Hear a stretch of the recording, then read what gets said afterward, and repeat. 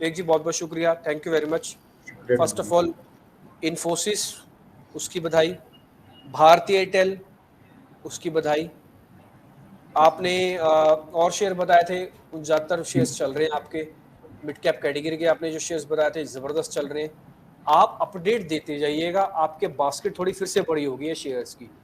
उन शेयर्स के अंदर से हमको करना क्या है, बुक कर लेना है, अभी बने रहना है, और उसके बाद फिर नए शेयर्स भी, क्योंकि अब आपका ना सीजन आ गया है। मैं देख रहा था कि 14 से ही इन्फोसिस के नंबर हैं, जीएम ब्रीवरीज के नंबर हैं। आज आगे सर आने बाकी है। बिल्कुल, आज आने बाकी हैं डीपीजी, और जीएम से ही शुरू कर लेते हैं। जीएम ब्रीवरीज को हमने करीब 14-15 के लेवल पे बोला था, 414-15 के लेवल पर, और अभी 454 के करीब चल रहा है। तो 10% का मूव तो हमें मिल ही चुका है। तो लेकिन मेरा टारगेट, लॉन्ग टर्म टारगेट तो 585 का है। लेकिन जो लोग शॉर्ट टर्म प्रवृत्ति के हैं और रिजल्ट से पहले अपने को सेफर साइड पे रखना चाहते हैं, तो अपना 50% कम से कम प्रॉफिट बुक कर ले। रिजल्ट अच्छे आएंगे तो डेफिनेटली शेयर चलेगा। अगर रिजल्ट खराब भी आते हैं, मान लीजिए एक्सपेक्टेशन से कम आते हैं, तो आपको एग्जिट अपने प्राइस पर तो मिल ही जाएगा। तो आप एक काम कर लीजिए कि 400, आज का 443 का लो है, 435 के करीब का आप अपना एक स्टॉप लॉस लगा कर रखें, बाकी अपना प्रॉफिट बुक कर ले। तो आपको स्टॉप लॉस कटेगा तो भी प्रॉफिट में ही होंगे आप, और अगर स्टॉप लॉस नहीं कटेगा तो आपको प्रॉफिट और बढ़ेगा।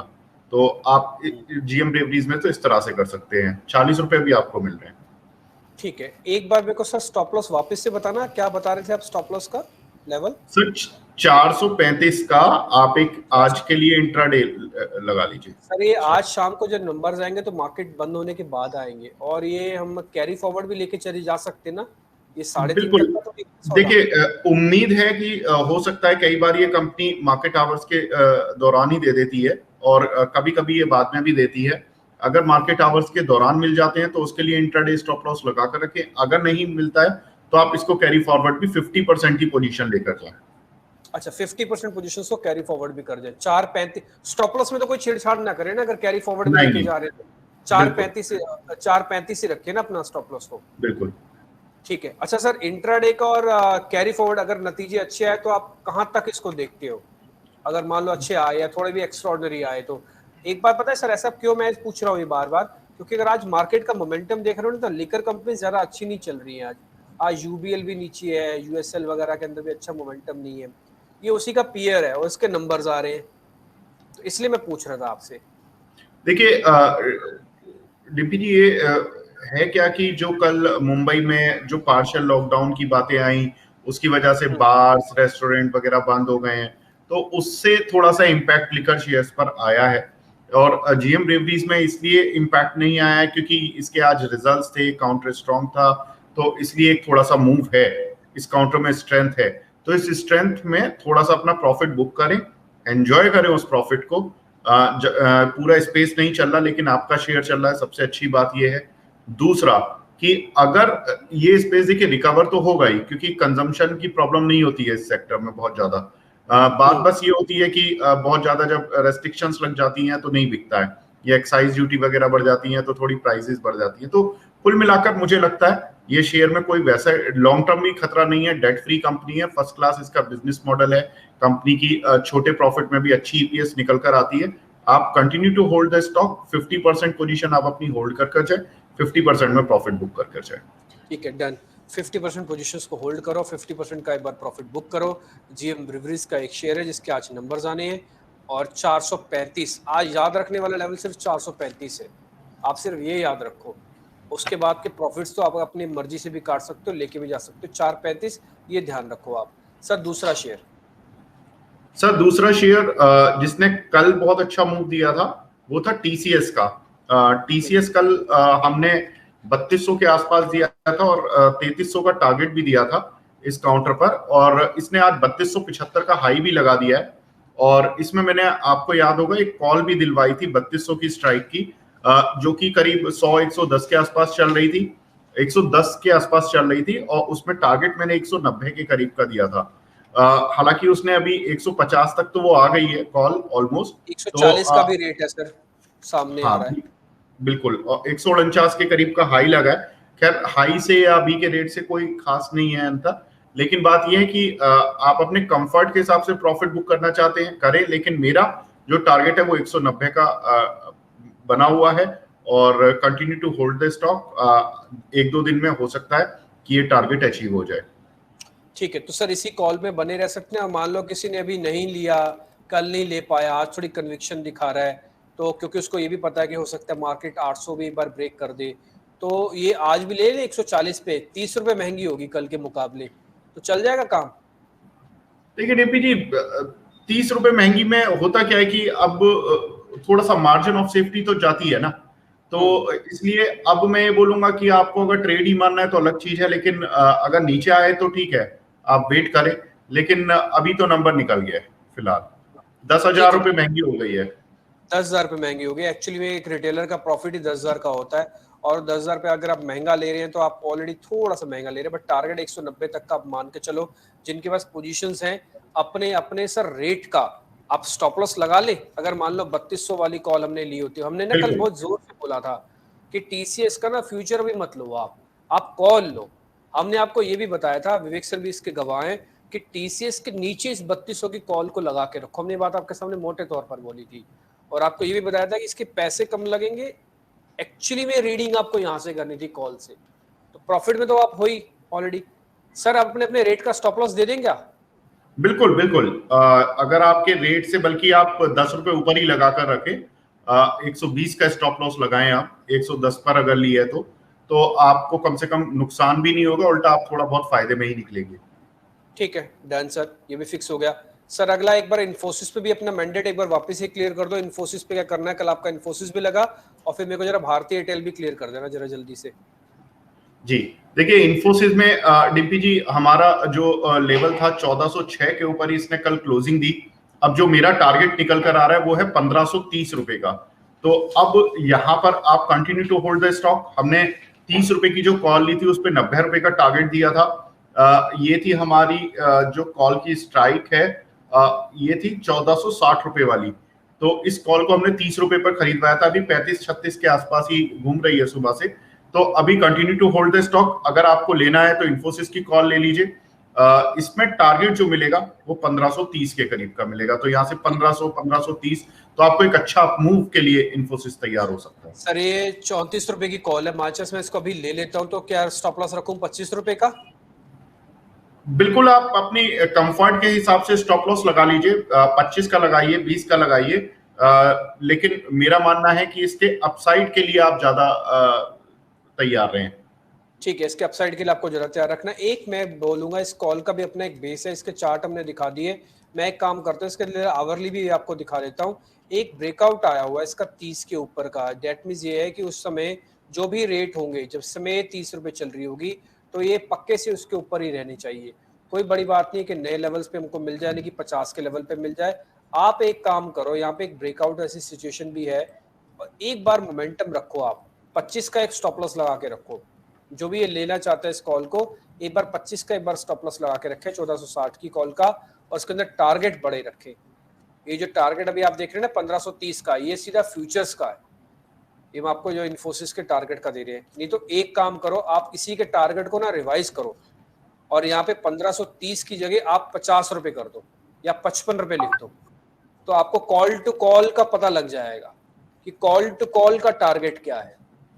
आप यहाँ पे रखो 1460 की कॉल को सामने लो, और इसका टारगेट आप 55 रुपए डाल दो। 55 से 60 रुपए इसका आप टारगेट डालो। हालांकि जाएगी इससे भी ऊपर, डबल हो जाएगी, ये तो 70 रुपए हो जाएगी कॉल तो, लेकिन फिर भी आप 55 से 60 रुपए मान के चलो कि आपको 1460 की कॉल का टारगेट मिल जाएगा। ठीक, और अपना स्टॉप लॉस आप 25 रुपए का लगा के रखो, ये 1460 की कॉल का। ठीक है, आपको लिखा हुआ मिल जाएगा। इन्फोसिस पे हो गया सर, टीसीएस हो गया, भारतीय एयरटेल सर भारतीय एयरटेल में देखिए पहला टारगेट अचीव हो चुका है। कल हमने 519 के करीब पर दिया था और बताया था कि 514 का स्टॉप लॉस लगाएं और 530 का पहला टारगेट होगा और दूसरा टारगेट 550 के करीब का होगा। तो पहला अचीव हो चुका है। जिन्होंने अपनी पोजीशन कट कर ली, क्योंकि कल इवनिंग में ये फ्यूचर में तो 530 भी पार हो गया था, कैश वालों के लिए 529 तक गया था। तो आई बिलीव कि 1 रुपए के चक्कर में किसी ने कल प्रॉफिट नहीं लिया होगा, ऐसी पॉसिबिलिटी नहीं होती है जनरली। लेकिन ठीक है, अगर आपने कल का पोजीशन होल्ड भी किया तो होल्ड करें, अब चूंकि आप उस लेवल से ऊपर आ चुके हैं, तो 45 से 50 की रेंज के लिए आप वेट करें। ठीक है, तो भारतीय एयरटेल पे भी आप होल्ड ही करके चले। एक बार प्रॉफिट वगैरह बुक कर लिया तो ठीक है, नहीं किया तो एक बार आप होल्ड करके भी चल सकते हैं। ये इन्फोसिस की कॉल्स भी आपके सामने आ गया, भारतीय एयरटेल का व्यू भी आपके सामने आ गया। सर कुछ नया शेयर देना चाहते हैं? जीएम ब्रीवरीज आपने बता दिया, इन्फोसिस बता दिया, टीसीएस बता दिया, भारतीय एयरटेल बता दिया। कुछ नया शेयर या कोई और अपडेट? जी देखिए, कल एक मैंने छोटी सी कॉल दी थी, गोकुल एग्रो, उसने 20 रुपए के नीचे का, हाँ उसने 19.90 का करीब लो लगा दिया था। मेरा मानना है कि जिन लोगों ने निकले हैं वो ठीक है, जिन लोगों ने नहीं भी निकले हैं वो इस काउंटर में लॉस बुक ना करें अपना। अगर नहीं निकले हैं तो इसको होल्ड करें। 23 रुपए का टारगेट इंटैक्ट है, फंडामेंटली भी कंपनी ठीक है, आप इसको होल्ड करें। ठीक है, 23 रुपए होल्ड करने सर, इसका वैसे कुछ स्टॉप लॉस दोगे वापस? अब कुछ नया देने वाले हो? नहीं, इसमें बाय ऑन डिप्स ही रहेगा डीपीजी, कोई दिक्कत नहीं है, कंपनी अच्छा कर रही है, इसमें ज्यादा सोचने घबराने की जरूरत नहीं है। ठीक है, डन। तो गोकुल एग्रो वैसे भी 20 रुपए का शेयर है, ठीक ठाक शेयर है, 23 रुपए का टारगेट है। एथिकली देखा जाए तो 15% तक का टारगेट आपको मिल जाएगा यहाँ पे। और मेरे को लग रहा है कि शेयर में अभी स्टॉप लॉस मत लगाओ। होता क्या है कि 20 रुपए के शेयर में हम स्टॉप लॉस ज्यादा नीचे का दे नहीं सकते, फिर छोटे मोटे 50-25 पैसे के चक्कर में कट जाता है माल। ठीक है जी डन सर, गोकुल एग्रो भी आपकी तरफ से ओके है। नेक्स्ट शेयर, कोई और शेयर आप देना चाहते हैं या बताना चाहते हैं? बिल्कुल डिम्पी जी, एक जो हमने थीम पर बात की थी इलेक्ट्रॉनिक व्हीकल्स की, उससे जुड़े हुए शेयर्स हमने बताए थे, एचईजी, ग्रेफाइट्स, गोवा कार्बन और रेन इंडस्ट्रीज। आज इन चार में से स्पेशली एचईजी में काफी तेज मूव आया है, करीब 100-120 रुपए ऊपर है।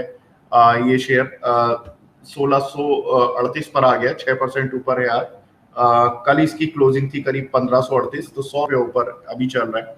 तो इस काउंटर को होल्ड कर चले, एक अच्छा मूव देखने को मिल रहा है। सेम ग्रेफाइट में हुआ, सेम हमारा गोवा कार्बन में बहुत अच्छा रिटर्न आया है, क्योंकि हमने 285 पर बात की थी इस काउंटर पर, और अभी 311 आ रखा है।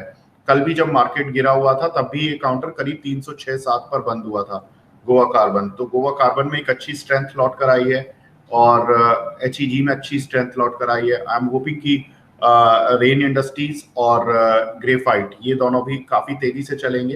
हालांकि आज स्ट्रेंथ दिखा रहे हैं, लेकिन उम्मीद है कि आने वाले कुछ हफ्तों में इन काउंटर्स में भी अच्छी चाल देखने को मिलेगी। ठीक है, तो एक बार आप एक हमने एक YouTube पे एक बकायदा एक वीडियो भी डाला हुआ है, आपको मैं जरा उस वीडियो के बारे में दिखा भी देता हूँ। ये वीडियो आप अपनी स्क्रीन पे इस समय देख भी पा रहे होंगे। ये विवेक जी बैठे हैं, उनका एक पूरा एक वीडियो है, इस पे सारी डिटेल इसके अंदर लिखी हुई है, और ये सब का सब इसके अंदर एचईजी, रेन इंडस्ट्रीज के बारे में, आपको ई व्हीकल्स के बारे में सारी डिटेल विवेक जी आपको बता देंगे। इसके अंदर कौन कौन से शेयर हैं, इसके वैल्यूएशंस क्या हैं, उसके अंदर क्या क्या पोजीशनिंग है, कितनी कितनी इंपॉर्टेंस है उसकी, यूएस से उसका क्या लेना देना है, भारत से क्या लेना देना है, कौन कौन सी कंपनी इसके अंदर बेहतर है, ये सारी की सारी इन्फॉर्मेशन आपको वहाँ पे मिल जाएगी। सारी की सारी कंपनीज के बारे में ऑलरेडी दिख रहा है, जैसे रेन इंडस्ट्रीज का टारगेट 320 लिखा हुआ है। इस सारी की सारी इन्फॉर्मेशन आप पढ़ पाएंगे। गोवा कार्बन के बारे में भी इन्होंने बताया है। ये पूरा एक वीडियो हमने बना के पूरा का पूरा यूट्यूब पे डाला हुआ है। अगर आप ई व्हीकल्स के बारे में जानना चाहते हैं, उससे जुड़े हुए शेयर्स के बारे में जानना चाहते हैं, तो आपकी स्क्रीन पर ये सब कुछ आपको दिख जाएगा। ठीक है सर, डन सर। सर कोई और शेयर आप अगर आप बताना चाहें? डीपी जी, आज देखिए दो शेयर्स है, एक है चेन्नई पेट्रो और एक है Himadri speciality chemical. Himadri speciality chemical भी कार्बन से जुड़ी कंपनी है। और देखिए डीपी जी, पहले मैं आपको जरा यहाँ पर बता दूं कि जीएम ब्रेवरीज में एक अच्छा मूव देखने को मिला है, 464-65 का। अभी में ये काफी ऊपर आया है, एकदम से अभी करीब 15-20 रुपए ऊपर आया है।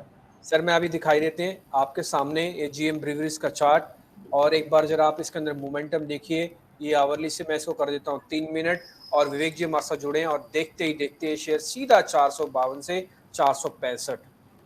हाथ कंगन को आरसी क्या, पढ़े लिखे को फारसी क्या, आपकी स्क्रीन पर बिल्कुल सामने आपके यहाँ पे भाव देखने को मिल रहा है गोवा कार्बन का। जी आप भी देख पा रहे होंगे, एक जोरदार मोमेंटम हम आपको सामने यहाँ पे स्क्रीन पर दिखा रहे हैं। आप इसमें ध्यान रखिएगा। इसके अंदर जीएम ब्रीवरीज के अंदर, माफ कीजिएगा गोवा कार्बन में बोल दिए, जीएम ब्रीवरीज के अंदर अच्छा मूवमेंट मिल रहा है। 467 सर, टारगेट क्या दे रहे थे आप? इसका टारगेट क्या था आपका? डिम्पी जी, इसमें जो लॉन्ग टर्म टारगेट है वो तो 585 का है, लेकिन जो शॉर्ट टर्म टारगेट अगर कोई रखना चाहता है तो 470 के आसपास का रख सकता है। 470 तो लग गया सर, 470, 71, 72 आपके बोलते 72, 73, तो ये तो आपके सामने सर बोलते ही हो गया है। 470 तो हो गया अचीव सर।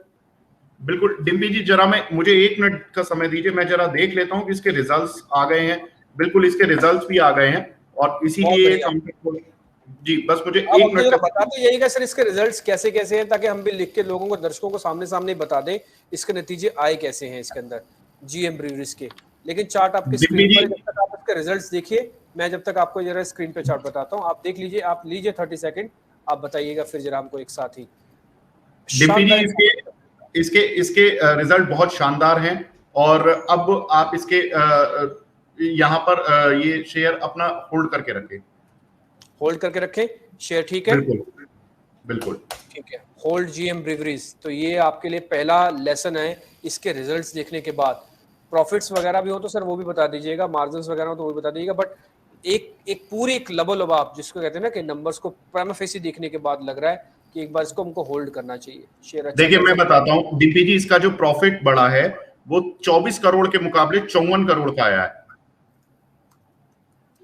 24 करोड़ के मुकाबले 54 करोड़ का इसका प्रॉफिट है वाई बेसिस पर, और क्यू बेसिस पर 28 करोड़ के मुकाबले 54 करोड़, यानी कि वाई बेसिस पर, क्यू बेसिस पर दोनों में ही शानदार इसमें ग्रोथ देखने को मिली है। तो कहीं ना कहीं बेहद शानदार नतीजे उम्मीद को बीट करते हुए। लेकिन इसमें एक इंपॉर्टेंट चीज जो कि नजर रखनी है वो है थोड़ा सा अदर इनकम भी बढ़ी है इसकी, 7 करोड़ के मुकाबले 26 करोड़ आई है। तो कहीं ना कहीं 19 करोड़ का जो इंपैक्ट है वो अदर इनकम का है। अगर मैं उसको भी हटा देता हूं तो प्रॉफिट में एक अच्छी ग्रोथ है जो कि कहीं ना कहीं इसमें करीब 30 करोड़ की बैठती है। तो आप कहीं ना कहीं इस काउंटर में अपना देख सकते हैं, होल्ड कर सकते हैं और ये अच्छा शेयर आपको बनेगा। 480 आपके स्क्रीन पर ये शेयर है, नॉन स्टॉप चलता हुआ बेहतरीन मोमेंटम इसने दिखाया और देखते ही देखते शेयर 450 से 480 हुआ। शो के दौरान इसके नंबर्स भी आए और आपको हमने होल्ड भी करवाया। अब जिनको होल्ड करवाया उनको 10 रुपए और आ रहे हैं। अब आपकी अपनी मर्जी है, 10 रुपए आप और जोड़ के इसमें निकालना चाहें तो निकाल सकते हैं। होल्ड जीएम ब्रीवरीज प्लस इसके अंदर अगर आप प्रॉफिट बुक करना चाहें तो आपकी प्रॉफिट बुक करने की बारी भी है। सीधा 24 करोड़ से बढ़कर इसका जो मुनाफा है वो 54 करोड़ रुपए के आसपास आपको आता हुआ दिख रहा है। तो नंबर्स अच्छे हैं, नंबर के साथ इसका इम्पैक्ट भी आपको स्ट्रॉन्ग अच्छे से देखने को मिल रहा है। ठीक है विवेक जी, बहुत बेहतरीन आज आपने शानदार यहाँ पे बताया। चेन्नई पेट्रो का आप कुछ बता रहे थे सर अजय भाई, वो भी और बता दीजिए। बिल्कुल डीपी जी, बस मैं यही बोलूंगा कि देखिए जो अदर इनकम की वजह से इसकी जो इनकम बढ़ी है उसकी वजह से आपको देखना होगा।